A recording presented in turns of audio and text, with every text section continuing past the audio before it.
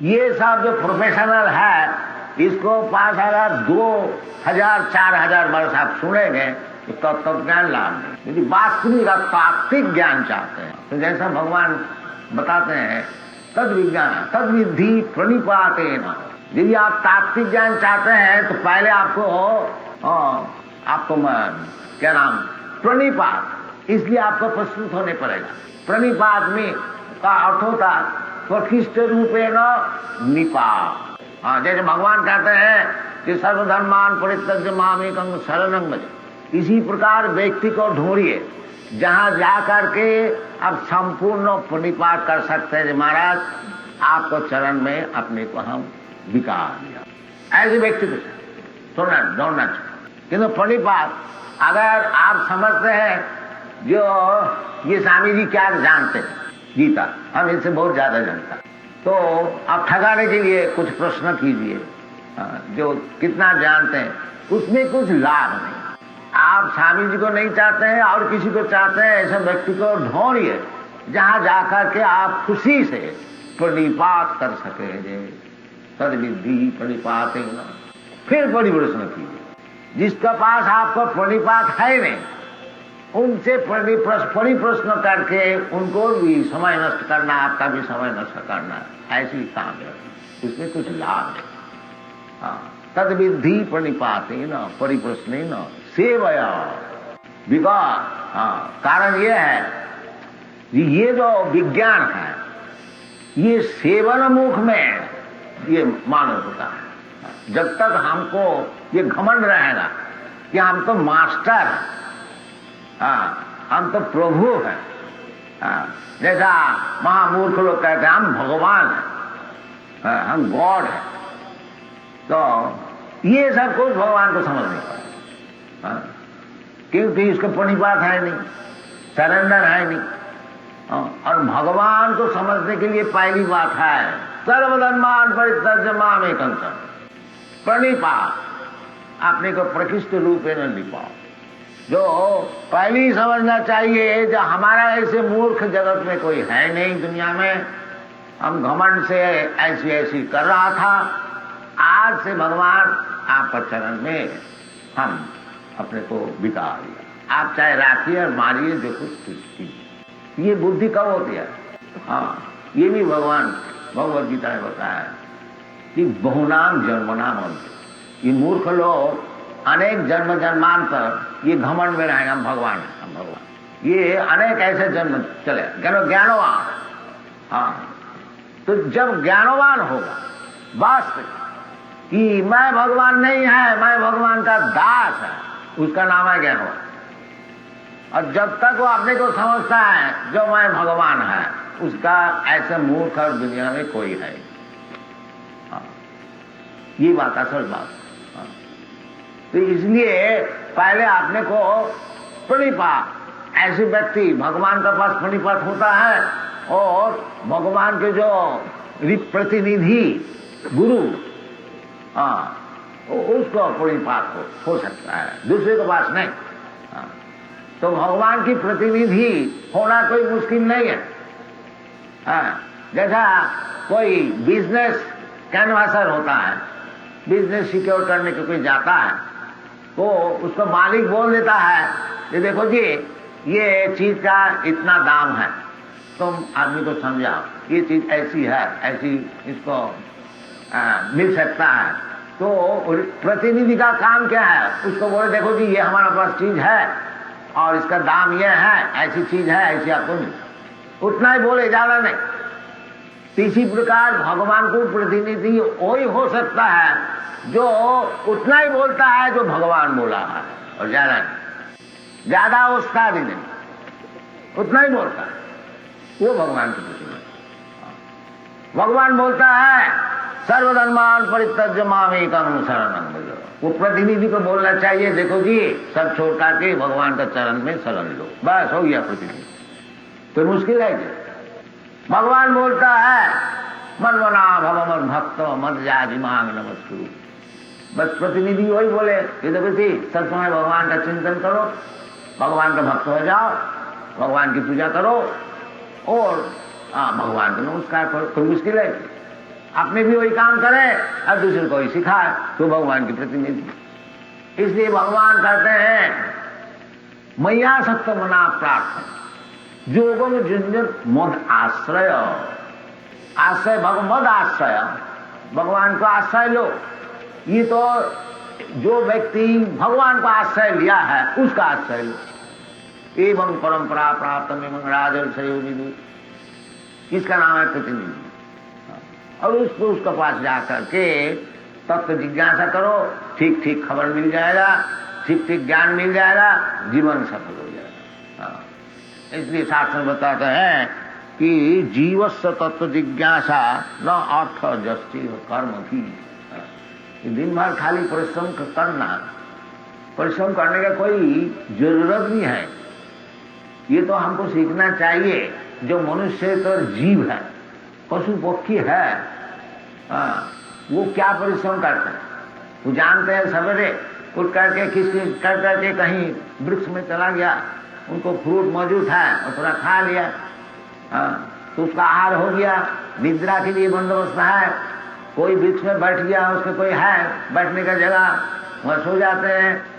और स्त्री संग करने के लिए भी उनका बंदोबस्त है। वो जन्म का साथ ही साथ वो एक स्त्री उसको मिलता है। और भय, वो भी भय करता है, हम लोग भी भय करते हैं। वो अपने भाई को बचाने के लिए वो जमीन में नहीं बढ़ता है, ऊंचा में बैठ जाता है। हम लोग भी जहां तक बुद्धि है एटम बम बना देते हैं।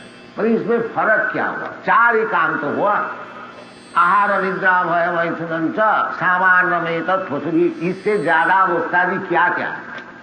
आपने जो बड़ा उस्ताद बन गया है, जब बड़ा साइंटिफिक इंप्रूवमेंट किया, क्या साइंटिफिक इंप्रूवमेंट किया? मरने का हादसा बच सकते हैं? जो असल जो बात है, जन्म में तु जरा व्याधि दुख दुसानुदर्शन, ये दुख जो है, असल दुख जो है, उसके लिए आप क्या साइंटिफिक उन्नति किया है? अब ऐसे कोई साइंटिफिक मेथड बनाया जो और आदमी कोई मरेगा नहीं। आप ऐसी साइंटिफिक इंप्रूवमेंट किया है, एटम बम, जो आदमी आस्ते आस्ते मरता था, आप एक एटम बम छोड़ दीजिए, 1 सेकंड में हजारों लाखों आदमी मर जाए। ये आपको साइंटिफिक इंप्रूवमेंट। तो इसलिए तत्व जिज्ञासा होनी चाहिए। जीवन में वास्तविक हम लोग क्या उन्नति कर रहे हैं, जीवन का क्या उद्देश्य है, कहाँ हमको जाना है। ये जो इतना भारी ब्रह्मांड है, रात में इतना सतारा हम लोग देखते हैं, क्या चीज है, इधर क्या होता है, ये सब तत्व जिज्ञासा। किधर से बना, कौन बनाया, किसका ब्रेन से ये बनाया, किसका ब्रेन से। ये लोग तो थियोरिटिकली कहते हैं जो पानी जो है, वाटर, ये हाइड्रोजन ऑक्सीजन, इसको मिला करके पानी हम लोग बनाते। तो इतना जो पैसिफिक ओशन, अटलांटिक ओशन है, इतना वो जो हाइड्रोजन ऑक्सीजन कहाँ से मिला, कैसे मिलाया गया, इतना पानी किधर से? ये सब तत्व जिज्ञासा। हाँ, और खाया पिया और बाजार में गया, क्या भाव है, ये सब पूछ लिया, जिज्ञासा कर लिया, तत्व जिज्ञासा। इसमें कुछ फायदा नहीं। ये तो सब कर्म है। कर्म से वो बद्ध हो जाता है। कर्म का अर्थ होता है काम करो, रुपया पैदा करो और खूब मजा। तो वो जैसा आपको समझा रहा था, तो मजा आपको जितना आपको डेस्टिनी में है उतना ही मजा मिलेगा, ज्यादा नहीं मिलेगा। आपको जब शरीर मिला है सुअर का, वो गू खाने का ही मजा मिलेगा और ज्यादा नहीं, हलवा खाने का नहीं, ये संभव नहीं है।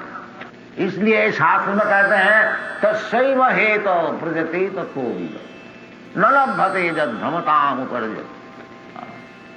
जो ये उसलिए आप प्रयत्न कीजिए जो कि सारा ब्रह्मांड में भ्रमण करते हुए वही आपको मिला नहीं। ये कर्म द्वारा आपको छोटा बड़ा शरीर मिल सकता है। आप खराब काम कीजिए तो छोटा शरीर मिलेगा और अच्छा काम कीजिए तो बड़ा शरीर मिलेगा। ब्रह्मा का भी शरीर मिल सकता है, देवता का भी शरीर मिल सकता है और कुत्ता का भी शरीर मिल सकता है, पेड़ का भी शरीर मिलता है। तो अपना कर्म भी तो शास्त्र कहते हैं इसमें अपना फंसिए। ये आपका जो कर्म का अनुसार जो आपको शरीर मिला है वो ये निश्चित हो गया कि इतना ही सुख और इतना दुख आपको मिले, इससे ज्यादा नहीं। तो आपको इस विषय में परिश्रम करने से क्या फायदा? तस्मात् तस्यैव हेता प्रजते तकोविद न लभते तद भ्रमताम उपर्जत ऊपरी अध ऊपर लोक है, ब्रह्मांड लोक तक है, जहाँ की एक दिन का आयु 12 घंटा, जो भगवत गीता में बताते हैं, सहस्र युग पर्यंतम अर्हत ब्रह्मलोकिनी। ब्रह्मलोक में जो लोग रहते हैं, ब्रह्मा जी रहते हैं, उधर भी सब ब्रह्मा जी का शाखा और सब रहते हैं, तो उनका परमायु है सहस्र युग पर्यंत। ये जो हम लोग का युग है, सत्य त्रेता दापर युग, 4 युग 43 लाख वर्ष, उसको 1000 गुण कीजिए, वो ब्रह्मा जी का 12 घंटा। तो ऐसी ब्रह्मांड लोक में भी जाइए तो उधर से भी घूमने पड़ेगा। आवरण भुवना लोकान पुनरावर्ती नवजीवन, उधर भी जन्म मरण है, ब्रह्मा जी भी मरेगा, ऐसी बात नहीं है। जब ब्रह्मा जी की इतनी आयु है तो मरेगा नहीं। ये हिरण्यकशिपु खूब तपस्या किया और ब्रह्मा जी उनके पास पहुंच गया, तो क्यों जी इतना तपस्या, क्यों, क्या चाहते? महाराज हमको अमर बना दीजिए।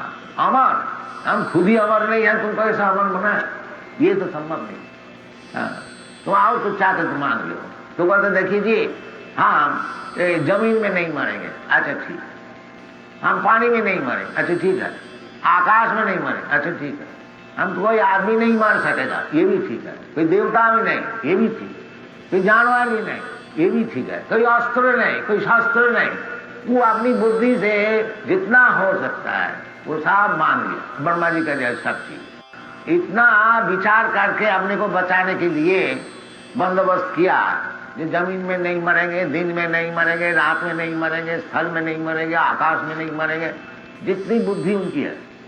तो भगवान ऐसी बुद्धिमान है, जब उसको मारा वो जमीन में नहीं, अपना गोद, और वो शाम को संध्या का समय था, दिन भी नहीं रात में, तो वो जो मनुष्य जो बुद्धि अपने भगवान का तरफ लगाते हैं, जो भगवान को हम अंगली दिखा देंगे, तो भगवान की बुद्धि सब समय वो कुछ ऊंचाई रहता है, जितना ही करो तुम्हारा सब वो नाश कर देगा। वो मरण तुमको मरना ही पड़ेगा। इसलिए भगवान को कहते हैं मृत्यु सर्व हरश्च अहम। मृत्यु अभी भगवान को तुम नहीं चाहते हो, तो भगवान आएगा एक दिन, वो तो तुम बचा नहीं सकोगे, वो मृत्यु रूप से आएंगे। उस समय तुम क्या करोगे? तुम्हारा साइंस क्या करेगा, तुम्हारे मिनिस्टरशिप क्या करेगा? तो तुमको मरना ही पड़ेगा। ये बात नहीं कर सकते हो क्यों जी हमारा बस कमाए, आप जाइए, हम तो मिनिस्टर हैं, हम बड़ा साइंटिस्ट है, बड़ा फिलोसोफर है, नहीं, अभी तुमको मरने पड़ेगा।